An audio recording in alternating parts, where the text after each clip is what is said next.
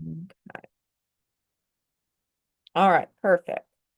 So with today's class, we are talking about the Apocynaceae family. So this is commonly referred to as the milkweed or dogbane family. That's kind of its common nickname, if you will. And this is a pretty broad plant family. We've got over 400 genera, over 4,000 species.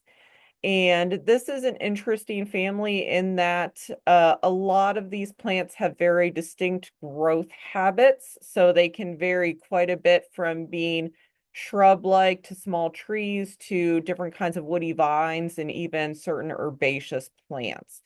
And what you'll also find with a lot of these plant families is they can be found really across the globe. They are found, as native plants here in the eastern part of the United States to the tropical Americas into Africa, so just Asia everywhere. Now, a lot of these plants do have some aspects in common, though. It's of course not, um, it's not across the board. We always have a couple of plants that are a few exceptions to the rule that might be a little bit more unique. And just to kind of give you a little bit of background with how it works, especially in the botany realm, when we would originally classify plants and put them in their distinct plant families, a lot of times that was based on the flower, kind of the characteristic flower. And so similarities with the flowering structure is how plants were classified together. Now, as we get into DNA testing with a lot of our plants and really get down to the nitty gritty with the genetics. We're actually finding that certain plants are either much closer in relationship than others, or then there are some that um, might even be totally unrelated, but we've had them kind of incorporated together for many, many years. So if you're kind of seeing a lot of changes in the botany realm, things being moved to different plant families or even moved to a different genus, more than likely it's because a lot of botanists are starting to do DNA testing and we're starting to kind of get a better idea of how these plants are related to one another. So it's very interesting in that regard. But with the Apocynaceae family, some of the things that they do have in common is, for the most part, just to kind of start out with, a lot of the members of this family do exude this kind of milky sap. So if their branches, stems, leaves are broken, a lot of times this kind of white latexy sap will exude from that wound. And a lot of times you do have to watch that sap.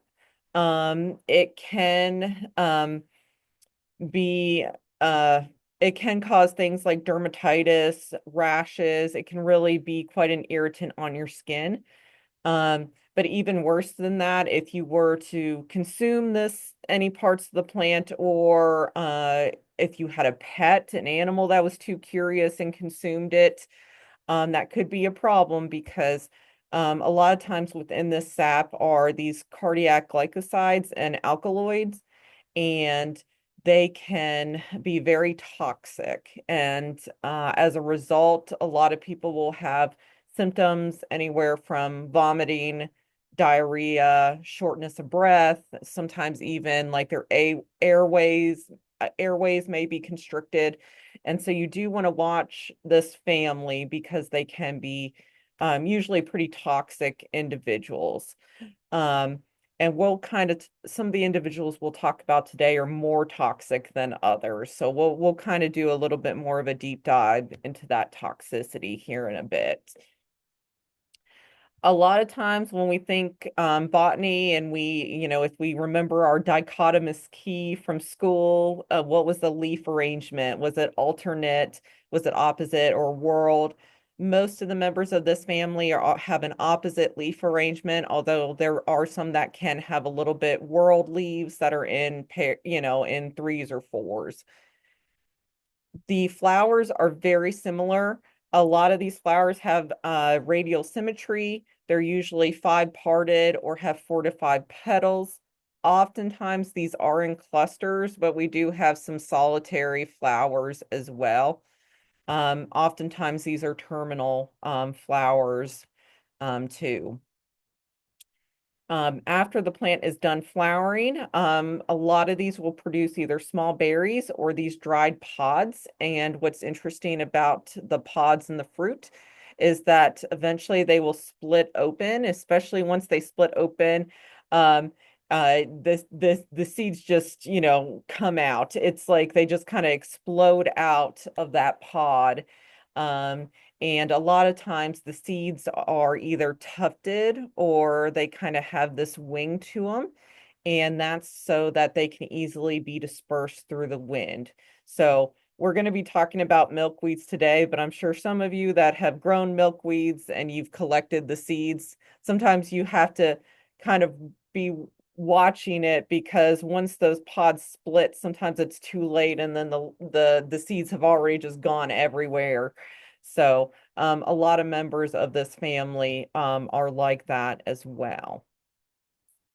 And so, again, this is a really diverse family. So we're going to be talking about an array of different plants today, from milkweeds, periwinkle, Hoya, plumeria, oleander, Amzonia, and so on.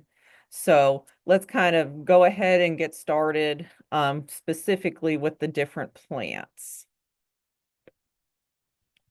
So the first one I'm going to talk about, a lot of you are probably familiar with because this is a pretty, more known household garden plant. This is Amzonia. This is our blue star.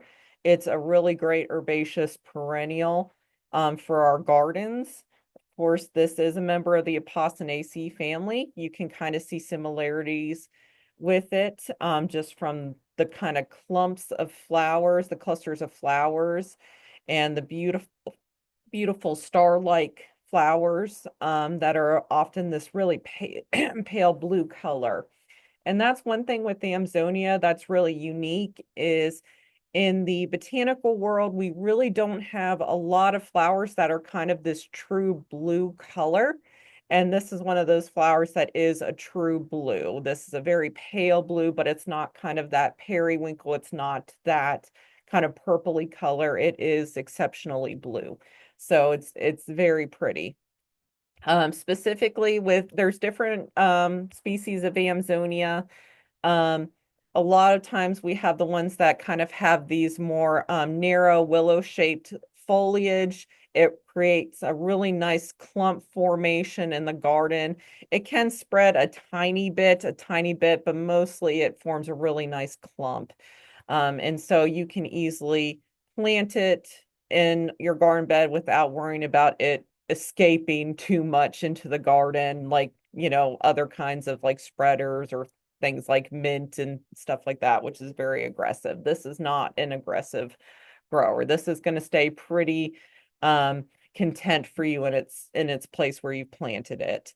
Um, a lot of times, depending on the cultivar, there are some dwarf species of this, but if you have one of the taller varieties, um, these can kind of fall over a little bit. Either they might be in too much shade, or say we just get a really bad storm that comes through. And so sometimes we might have to cage them or stake around them a little bit. But for the most part, again, I kind of think of this as a very elegant plant. Very easygoing, pretty low maintenance. Just give it full sun, well-drained soil, and it's going to do well for you.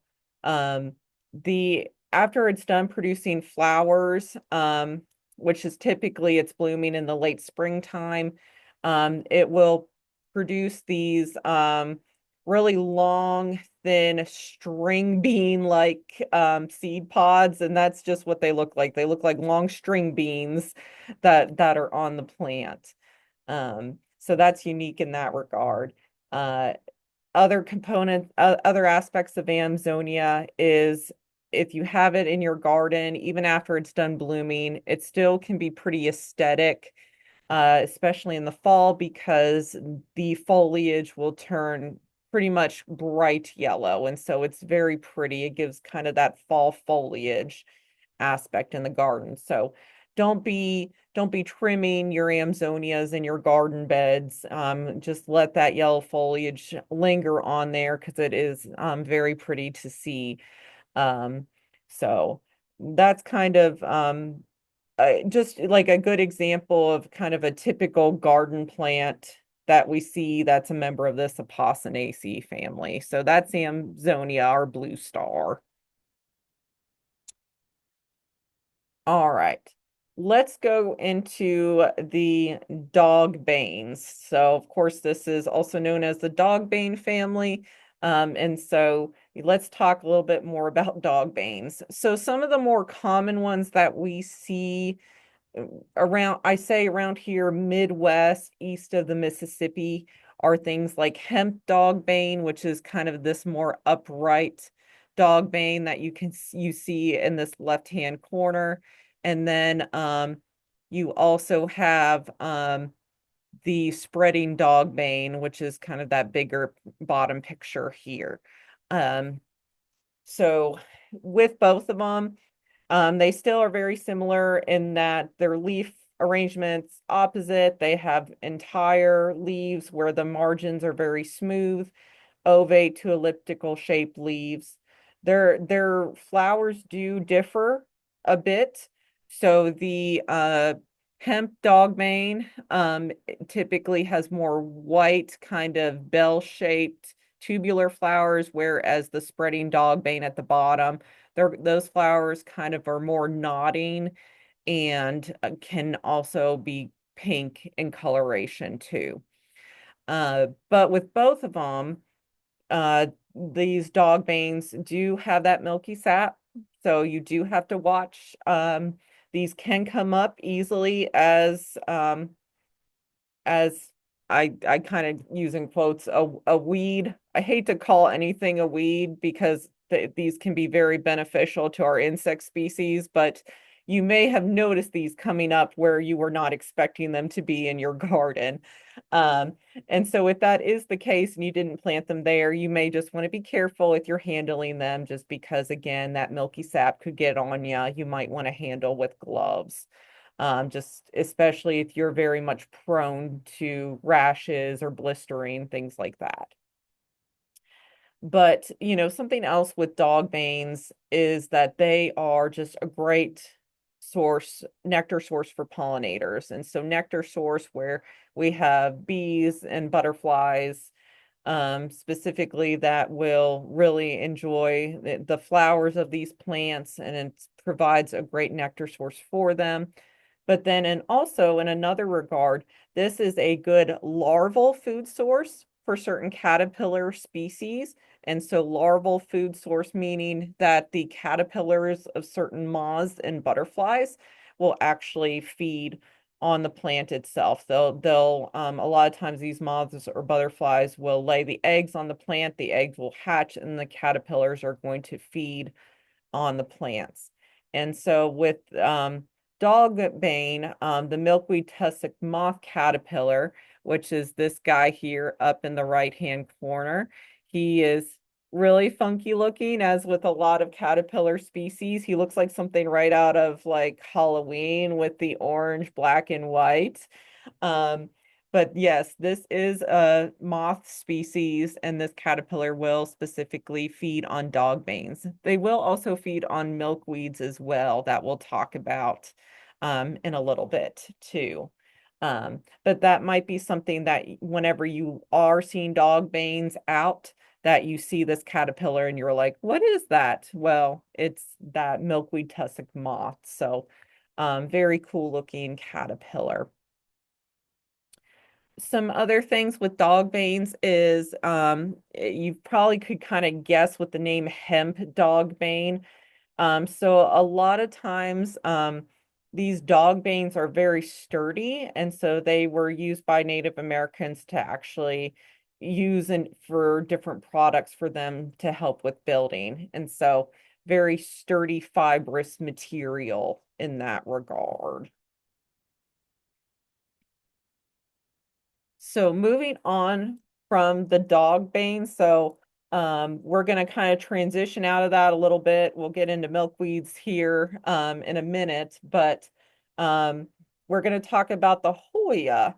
And the Hoya is very interesting. So this is actually kind of more around here known as a common house plant. This is an indoor plant. This is not native to America, like the dogmanes are. These are actually found throughout Asia, Japan, Taiwan. It has the common name wax plant or porcelain flower, which you can probably gauge by the pictures or if you've ever had one of these. They have these very thick, waxy leaves. And actually, I've got two of them in my office. So real quick, I'm going to stop sharing and see if I can like get up close with this. My camera's not that great. So let's just kind of see how this goes. All right, so I'm going to stop sharing so y'all can try to get a look at me. So this is a Hoya. So this is kind of one of our more common house plants. As you can see, these leaves are very thick, um, thick, waxy, very glossy in shape. And as you can kind of tell, these are more of a trailing plant. Often these are viners. And so with them being viners, they like to hold on to things. They like to have some kind of trellis or cage to kind of wrap themselves around. And so even though you often see these as hanging house plants like this, which they'll do okay with, a lot of times they're going to actually prefer to have something to wrap around and climb if they can. So these are decent climbers. Um, Another interesting characteristic, and let me get my other Hoya so you can see. Um, okay. Another interesting characteristic with Hoyas is whenever they start to put out their vine, a lot of times the vines themselves, they're very woody, but they do not start to develop their leaves until later on. So they'll kind of shoot out the long vine and it's going to look, pretty naked for a while. But then eventually, kind of at the little nodes, it's going to develop leaves. And over time, you'll start to get leaves that come and mature on the vine itself. So that's just kind of a unique characteristic with Hoyas is their leaves come later on. So the variety, the species that I'm kind of showing you now, these are Hoya carnosas. They're two different types of cultivars because of the variegation on the leaves. And so that's another thing. Hoyas, especially a lot of cultivated varieties, will have this interesting variegation. So this one has a white variegation. A lot of times these leaves actually come out pink. And so this cultivar specifically is called Crimson Queen. And the one that I had behind me that I showed you first is called Crimson Princess, which has kind of more of a yellow variegation. So that's kind of an interesting thing to think about is a lot of these species are kind of this solid green color, but then we have cultivated varieties that you get some of that variegation. Now, and I'll go back to sharing my slides here. Let me go back to this. Um, Pull this back up. Okay, so we're back to the Hoya page. So what's interesting is with a lot of our Hoyas, even though they tend to be solid green, they do sometimes have kind of this natural flecking on the leaves where it almost looks like this kind of silvery white um, marbling, speckling variegation to them. So there are some natural varieties in the wild that do exhibit that. Um, When it comes to this again being a member of the Apocynaceae family, sometimes these do exude a sap. Now, this is where it gets a little confusing, and this is where I'm not sure how to feel about this. Um, hold on. Okay. Hold on one second, guys. Let me fix my computer for a second. I'm gonna hold on. Let me fix my computer screen for 1 second. All right. Okay.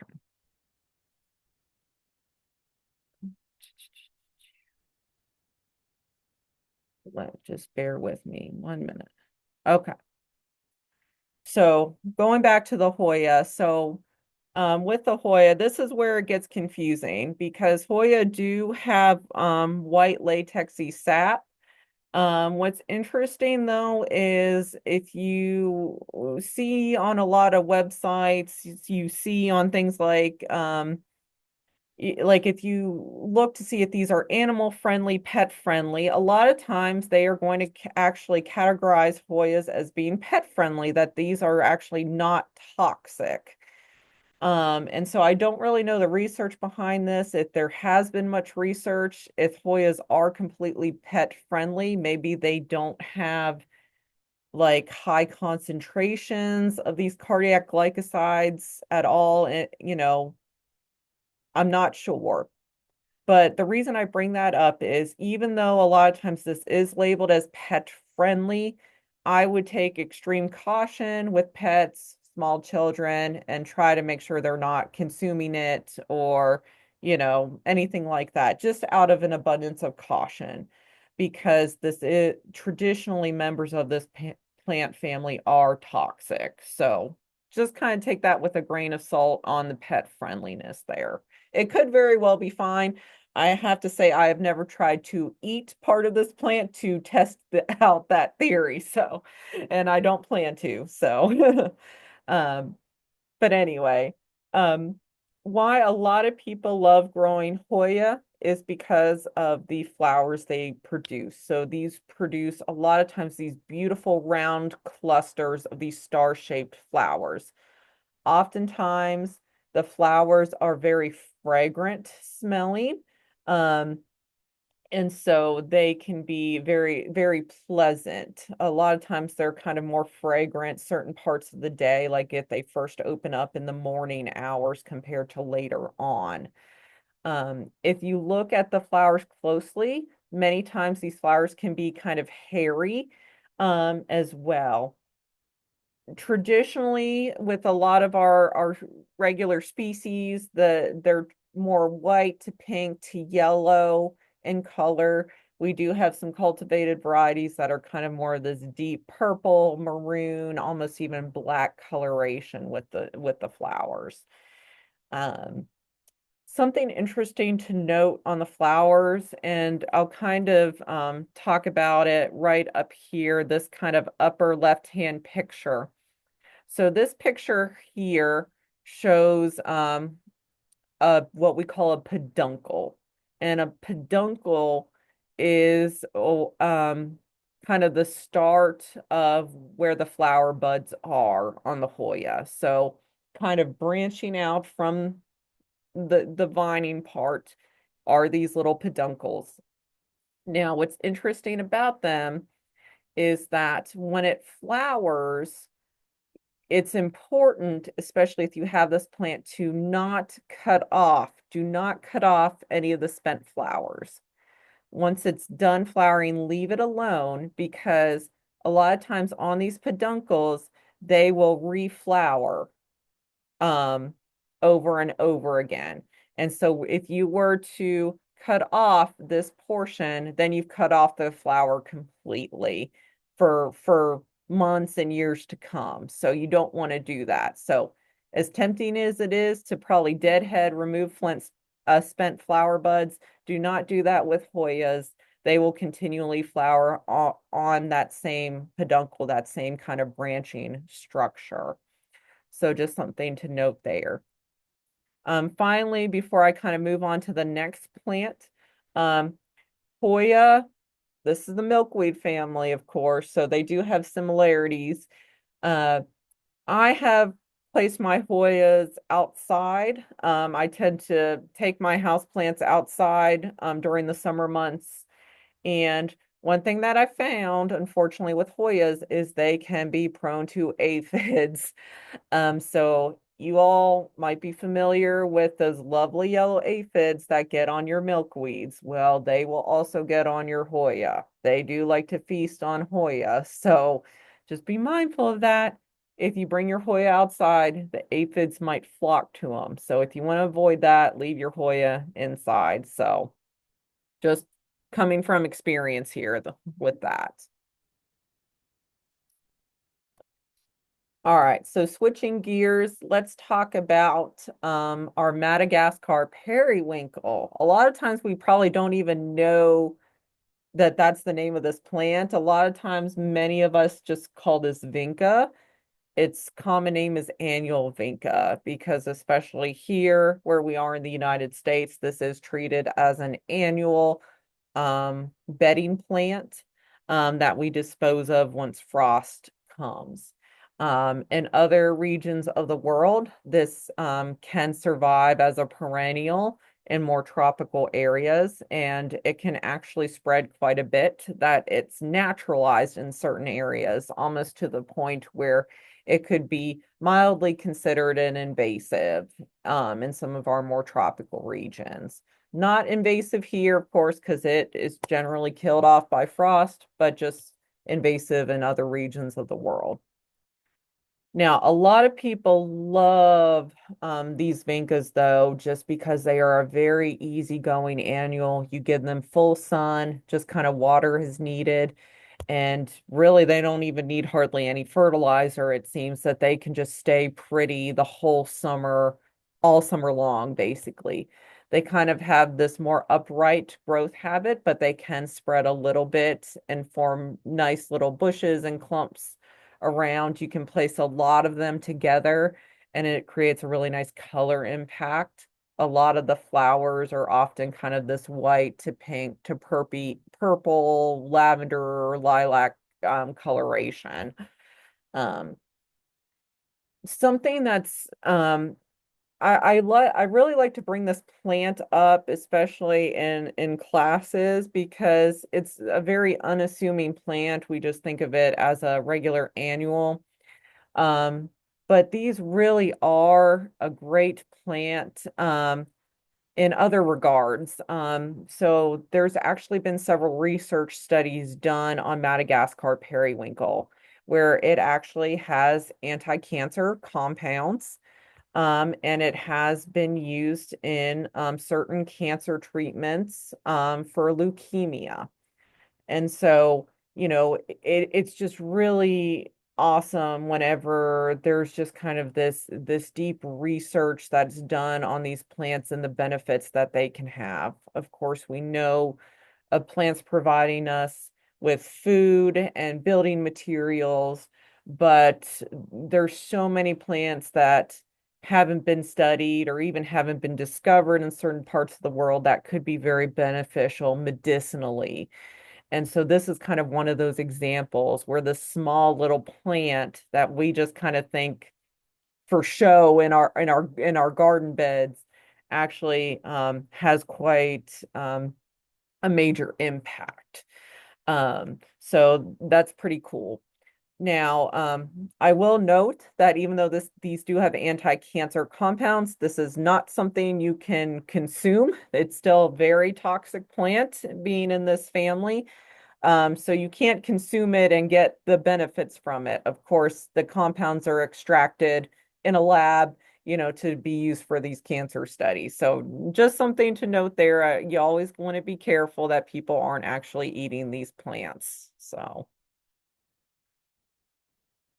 all right, let's get into the milkweeds. So, gosh, I mean, I know I've done quite a few classes on milkweeds and I love milkweeds. This is kind of one of the reasons why this is the first class that I wanted to do was on the milkweed family because of just how beautiful milkweeds are, how many different species there are here in Kentucky. And so I could just go on and on and up about milkweeds. So kind of to start out with, we have many different species of milkweeds. I have done a whole class on the different milkweeds found in Kentucky. If you all needed that presentation, you can just call or email me and I can get you that presentation. Um, the three that I'm showcasing here are ones that a lot of you are probably very familiar with, kind of starting from the left and then going right. So our first one, the Asclepias incarnata, is our swamp milkweed, our Asclepias tuberosa. That's our butterfly weed. And then our Asclepias syriaca, that is our common milkweed. So milkweeds are members of the Asclepias genus. And kind of what we'll get into in the next slide is that this genus in particular is important for the monarch butterfly. Now, if you kind of look at all the flowers here, you can see similarities. Again, it's those clusters of these beautiful star-like flowers. Things like the swamp milkweed might have some of a fragrance with those flowers as well. Um, as with a lot of members of this family, they do secrete a milky sap, with the exception of Asclepias tuberosa. So our butterfly weed traditionally doesn't really have exude that sap, just like a lot of our other milkweed species do. And what's interesting is you see on the scientific name tuberosa, butterfly weed tends to have kind of more of these more fibrous rhizomatous roots, whereas our other milkweeds tend to have tap root systems. So they kind of have that one large root that kind of goes down into the ground, um, which makes it, easier to kind of move butterfly weed as compared to our other milkweeds because sometimes it's difficult to transplant a taproot system unless they're in a container, then it's a little bit easier than that. But in the ground, it can be a little bit of a challenge. Um, but with kind of going with that, with a lot of our milkweeds, um, moving into the next slide, the reason why we love to grow these, and again, I hate to call things a weed. I know these are not well regarded, especially with farmers trying to, get them out of their fields and things like that. I know that can be a challenge for them. But with milkweeds, they are impactful when it comes to benefiting our insect species. So the flowers themselves are a very good nectar source for pollinators. So a lot of times these are blooming during the summer months, and so they provide a great nourishing nectar source for bees and butterflies alike. Um, but then, of course, the main reason we're growing milkweeds, as most of you know, is it is the larval food source of the monarch butterfly caterpillar, which you can see here is our beautiful little black, white, and yellow caterpillar. Um, and and as well as from earlier, our milkweed tussock moth caterpillar also feeds on milkweeds too. So your little Halloween moth caterpillar also can be found on these. Um, so what's interesting, of course, kind of going into a little bit of information with monarch species is the adult monarchs will lay their eggs on the milkweed plant. A lot of times these eggs are, kind of almost this clear to white, yellowy color, very tiny to see. And the caterpillar will hatch and will feed on the milkweeds. Caterpillars tend to prefer the tender new growth of the milkweed plant over old, more mature, tough milkweed leaves. And it'll just eat and eat and eat, just like that book, The Hungry Caterpillar, that I read to my son. And eventually, when it gets more mature, it's going to kind of go it a lot of times, depending, these could start to form a chrysalis on the milkweed. A lot of times, though, the caterpillars like to move elsewhere to kind of find like a more sturdy area to set up to be a chrysalis.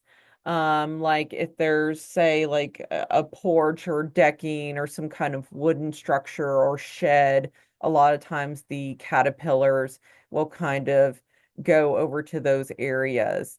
And how you know the caterpillar is ready to begin that transition to forming a chrysalis is it creates this little J shape with its body. So when it's hanging there in kind of this little J shape, that's when you know this caterpillar, it's ready to go. It's ready to start forming that chrysalis.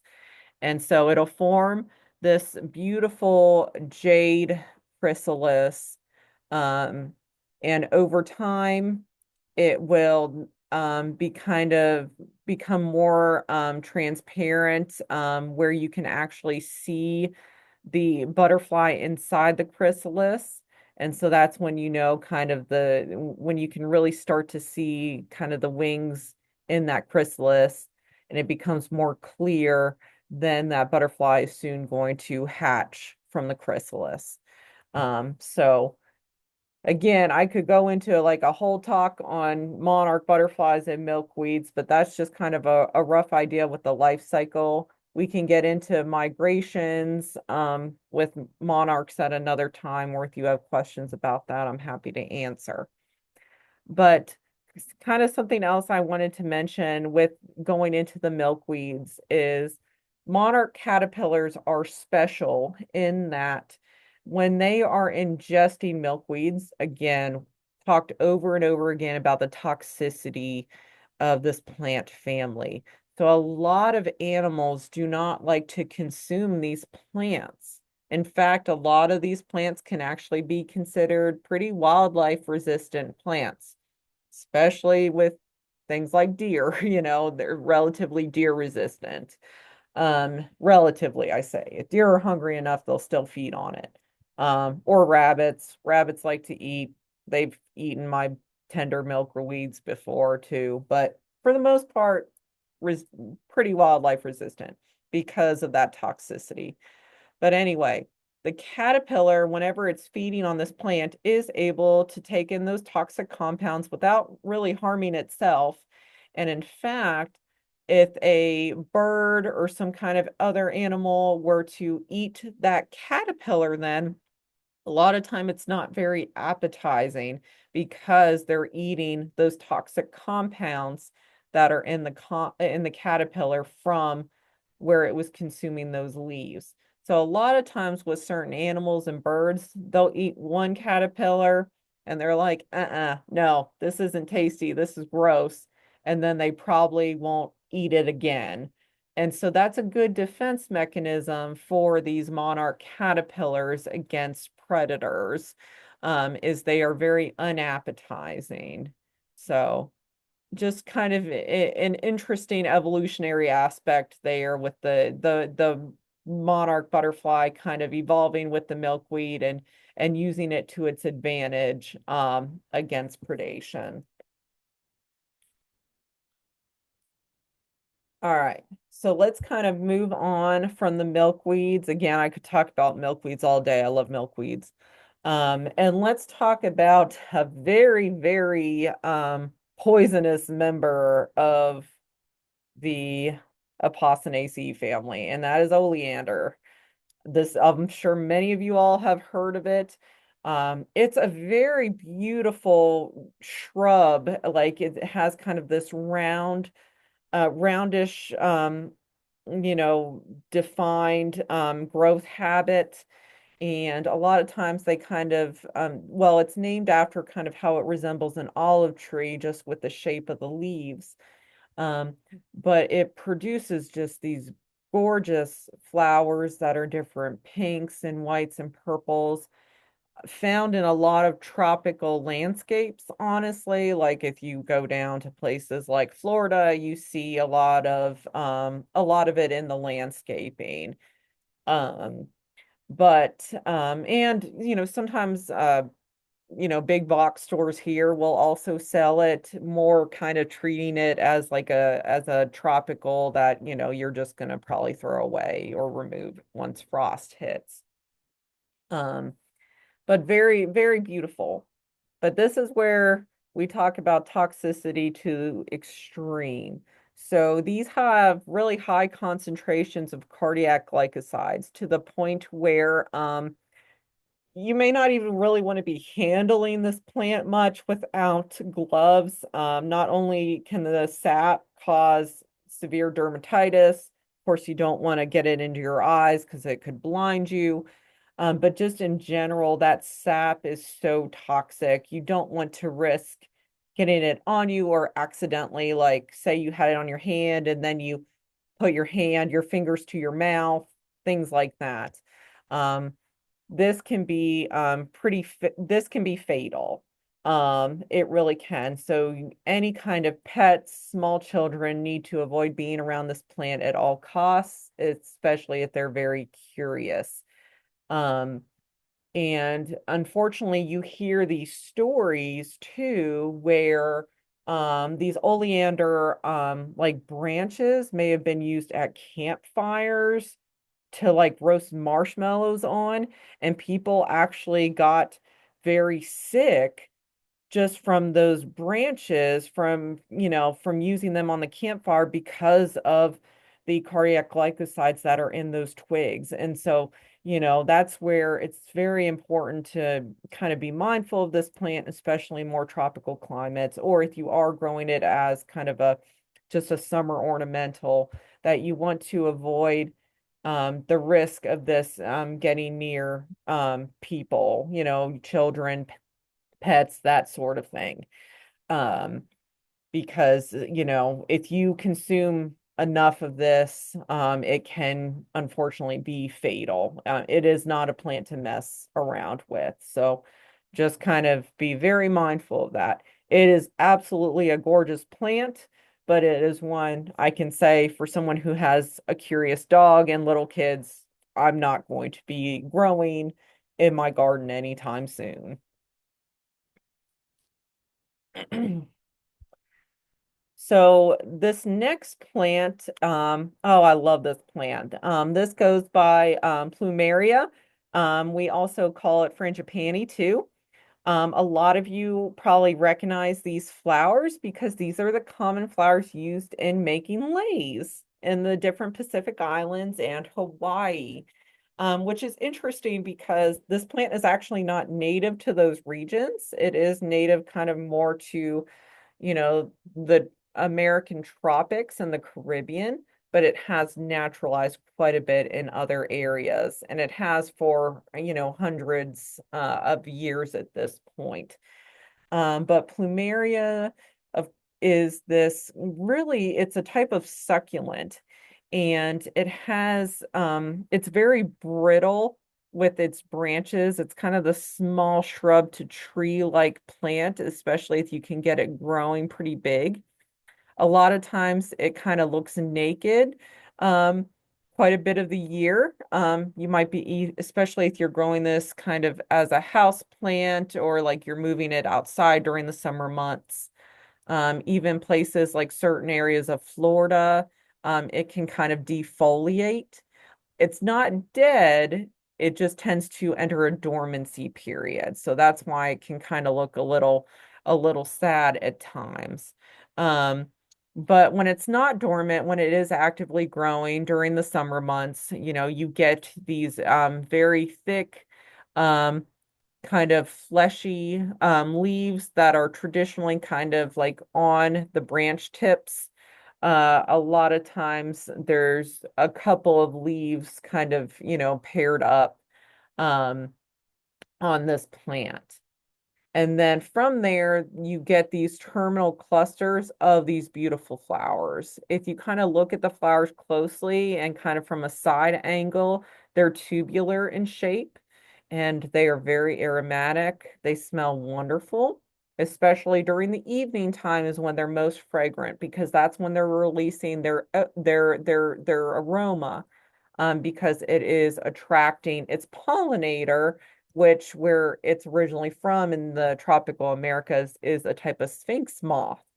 So the sphinx moth is the main pollinator of plumeria.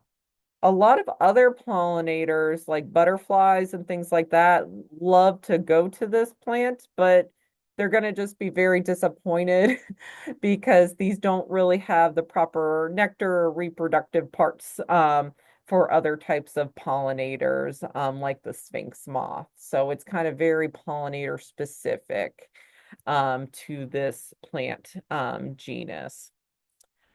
Now, whenever you're purchasing plumeria, like if you're purchasing this in a catalog online, even if you say go to Florida on vacation, there's garden stands and other places that serve basically they sell the sticks, just look like these little lifeless sticks. But you can plant those sticks, kind of like, at Arbor Day when we're planting our little tree twigs. They are alive, and you can plant those, and eventually they will grow, come out of dormancy, and then eventually bloom for you. And of course, you're growing these for those flowers that they're often bicolored with their yellows and whites and pinks and reds. Um, and they're just very, very beautiful to admire and look at. So that's why a lot of people like this. This is used again in a lot of garden beds and tropical areas. When you get to kind of like more, I would say closer to the equator. These are less likely to go dormant and kind of remain more of a larger shrub to tree. Um, it's really more in areas where there could still be like a slight potential for a frost that they might go dormant. So even places like say Central Florida, where we go on vacation, a lot of the times these can actually go dormant because surprisingly, Central Northern Florida still has risk of frost, different things like that. But if you get, say, closer to Miami and the Caribbean, this plant may not have as much of a dormancy period, or it may go longer without that. So just something kind of interesting about that plant. All right. So I'll move on to my last two plants.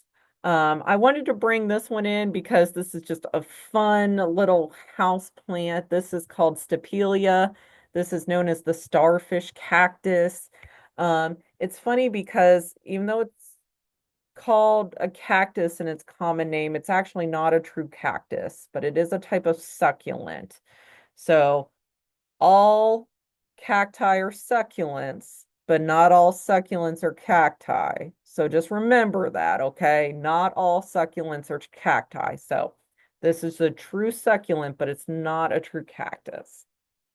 But with Stapelia, this is actually found in Africa. This grows in more of our dry, arid areas of South Africa, and it has kind of these four-angled, almost quadrangular stems.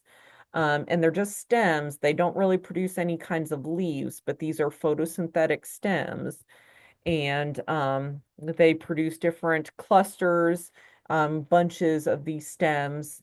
And a lot of times these will give way to these beautiful, beautiful looking star-shaped flowers, and they can be small or bigger in size. They can look hairy or not. Most of these flowers, though, are always going to be kind of this red, brown, or purple color, which you can kind of guess from its other common name, carrion plant. Um, these flowers are meant to look like um, flesh, kind of rotting meat, and they even smell like rotting meat because its pollinator are the pollinators actually flies. Flies will pollinate these plants. So that's where you get into kind of more of your unique pollination. Um, aspects. And so because this resembles meat, smells like meat, so it doesn't smell very good, a lot of flies are going to be attracted to it and pollinate the plant. Um, these can grow easily as house plants, and they can flower for you as a house plant as long as you give it kind of a bright sunny window, say like a south or west facing window. You might even take this outdoors during the summer months. But these can flower pretty frequently for you. It is, they're kind of a pretty easygoing succulent. All right. Finally, I want to end with this plant because I know we're close on time, and that is another plant called a vinca, but this is vinca major and vinca minor. So vinca major is the top picture, vinca minor is the bottom picture. So a lot of us recognize this as kind of this ground cover mat forming perennial um, that a lot of us have planted in our gardens, especially like along trees or near our homes, kind of in more shaded areas. Um, I would not recommend planting these. In fact, I would actually recommend removing this plant at all, if at all possible, because this is considered an invasive species. So this is not native here. It's considered an exotic invasive that is impacting, you know, in a negative way our environment and can easily take over and spread and be aggressive in our garden beds. And it can even, you know, be a problem for our tree species and kind of choke out our trees. And we don't want things like that. English ivy is another example of that. Um, but, if you see this plant, I did kind of want to bring it up because it is something that we see quite often, but it is also in this Apocynaceae family. And you can probably see similarities here with its flowering structure. It has that kind of five-lobed flower with that radial symmetry. With these vincas, they're that pale blue purplish color. We have two different types, the major and the minor. How you can tell the difference between the two, we think major, of course, we think bigger, minor, smaller. That's the case with the flowers. The Vinca major has larger flowers. The Vinca minor has smaller flowers. The Vinca major, also, if you were to look closely at the leaves, um, has kind of these cordate heart-shaped leaves. Okay, that's for the major. And then the minor kind of has more of these ovate to elliptic shaped leaves, just kind of depending. So the leaf um, the leaf differs a little bit and then the flower differs some too, but that's kind of the difference between both of them. So again, this is one plant that we see a lot in our gardens, but if I were to recommend this, well, I wouldn't recommend it. Let's just say that. I wouldn't recommend this, period. If I'm recommending anything, it's to get rid of it. So I'm recommending that you remove it if at all possible and try to plant some kind of native alternative ground cover, which I have a whole presentation on. So anyway, I could go on a rant with that, but I just wanted to kind of make you all aware of it's like, oh yeah, this is another member of this family that I may not have even thought that it would be related to like things like milkweed and dogbane and that sort of thing. So, just kind of interesting there. So with that, those are my I'm gonna stop sharing. Um, and those are kind of the rundown of the different plants, members of the Apocynaceae family that I wanted to highlight today. So, hopefully you kind of learned a little bit more about this family and, members of it and kind of ways to help to identify with some of those common characteristics. Um, with that, before we leave and I stop recording, does anyone have any questions about any of the plants that we talked about today? Feel free to unmute yourselves now if you want, or you can leave your question in the chat box and I can help to answer.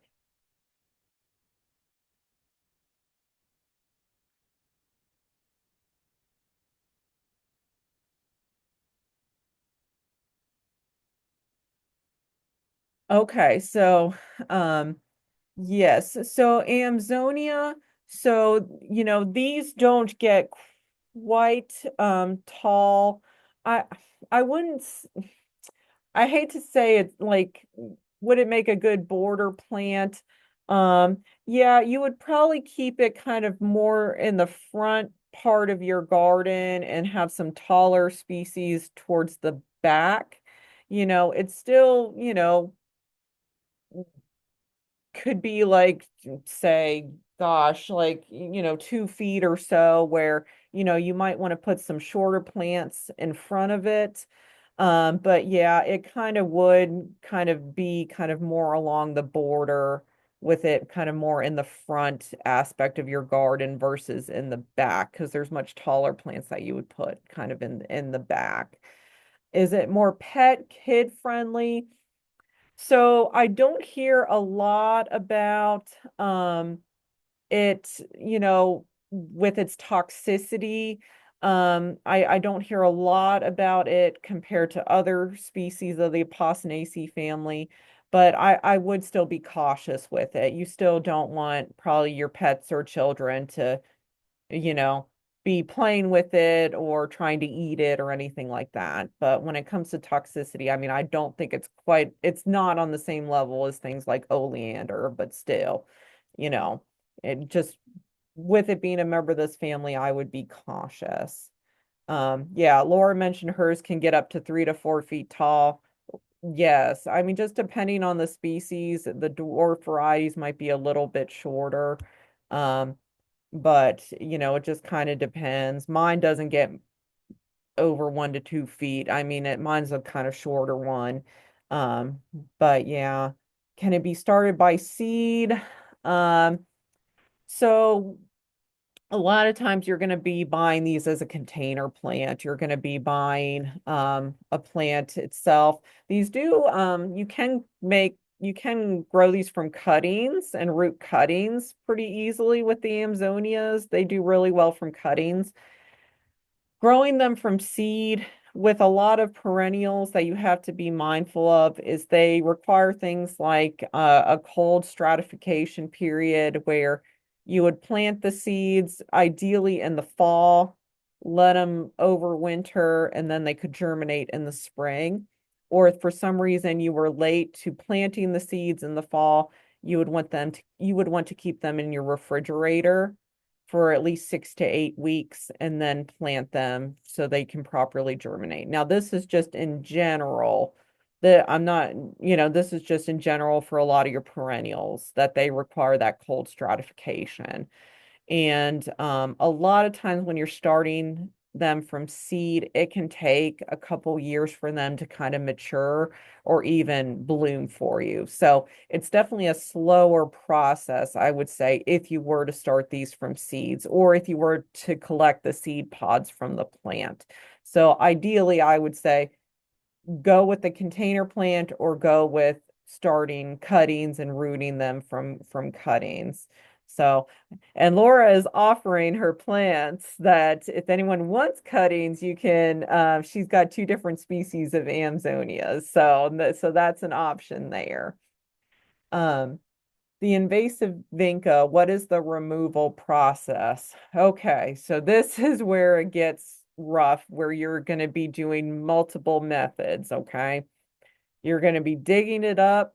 You're going to be cutting it all the way down. You're going to be, unfortunately, pesticides are probably, herbicides are probably necessary, where you might have to use something like a strong herbicide like Roundup, help to remove it. But even then, it's not, they have such strong root systems that you're going to need multiple herbicide applications. You're going to have to even, I would say, cover it with some kind of barrier say like a plastic barrier, landscape fabric, that sort of thing, to just you're just trying all you can to suffocate this plant. So there's kind of no easy way to remove it other than a combination of these different things. So again, where you might be digging it up, cutting it back, spraying it, and then putting some kind of barrier down to just suffocate it. So um, yeah, once it's established, it can definitely be a problem. Um, Okay, so in the event that we do manage to get rid of it, send a presentation of ground covers. Yes, so I do have a presentation of some native ground cover options, if you all would like that. And so actually, I have everyone's emails since you all got the Zoom link. So certainly I can send you that presentation of the ground covers after we get finished for today. So then you have those options. All right. Any other questions? Okay, perfect. Yes, Don, if you don't mind to add that to the website, then that'd be great. I'll send that as soon as we get off here.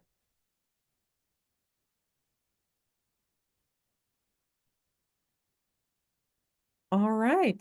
Well, with that, I'm gonna go ahead and I'm gonna stop recording.